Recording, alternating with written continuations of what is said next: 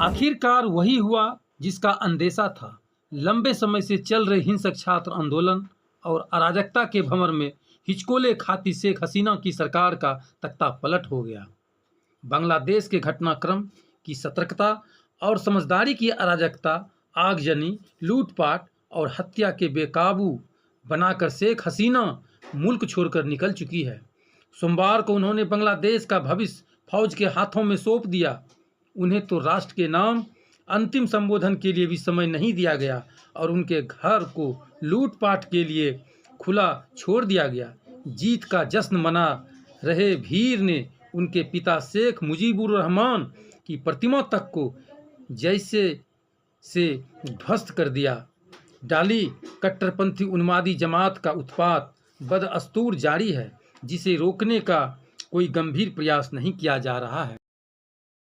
प्रधानमंत्री शेख हसीना अपने पद से इस्तीफा देकर जैसे तैसे जान बचाकर भागी। यह पूरा प्रकरण 21वीं सदी में परिपक्व होते लोकतंत्र पर करारा तमाचा है कि किस प्रकार उपद्रवियों और बाहरी ताकतों द्वारा लोकतंत्रात्मक ढंग से चलती सरकार को उखाड़ फेंक दिया जाता है।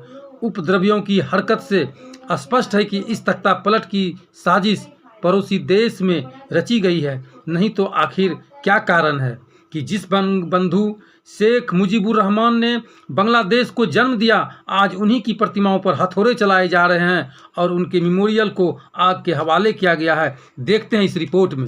हसीना को दिल्ली के IGI एयरपोर्ट पर नहीं बल्कि उनके प्लेन को यूपी के गाजियाबाद स्थित हिंडन एयरबेस पर लैंड कराया और सबको चौंका दिया।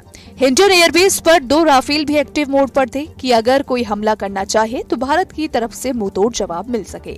हर किसी को लग रहा था कि दिल्ली के एयरपोर्ट पर ही शेख हसीना आएंगी, लेकिन जयशंकर और अजीत डोभाल ने खेल कर दिया।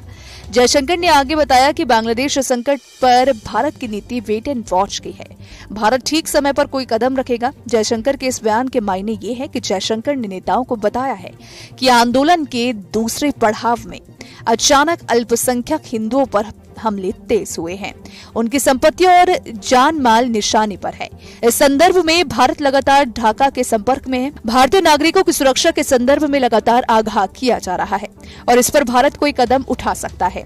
वहीं भारी हस्तक्षेप की स्थिति से निपटने के लिए भी भारत तैयार है। सर्वदलीय बैठक में विदेश मंत्री एस जयशंकर ने अलग अलग दलों के नेताओं को बांग्लादेश की स्थिति और भारत की रणनीति की विस्तार से जानकारी दी। लोकसभा में प्रतिपक्ष के नेता राहुल गांधी के एक सवाल के जवाब में विदेश मंत्री ने हसीना सरकार के पतन में विदेशी साजिश की संभावना से इनकार नहीं किया।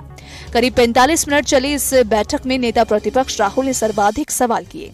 उन्होंने विदेशी हस्तक्षेप के संदर्भ में भारत की तैयारी, विदेशी साजिश और शेख हसीना की भावी योजना संबंधी सवाल पूछे।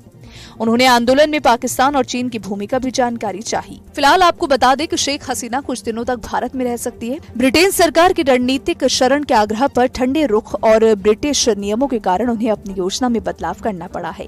केंद्र सरकार ने उन्हें सुरक्षित स्थान पर स्थानांतरित कर दिया है। सरकारी सूत्रों ने बताया कि उन्हें नई दिल्ली से लंदन जाना था। इसकी तैयारी भी कर ली गई थी। नए विकल्प पर फैसले के लिए उन्हें समय चाहिए। तो फिलहाल इस खबर को लेकर आपकी क्या राय है? आप अपनी राय कॉमेंट सेक्शन में जरूर बताइए।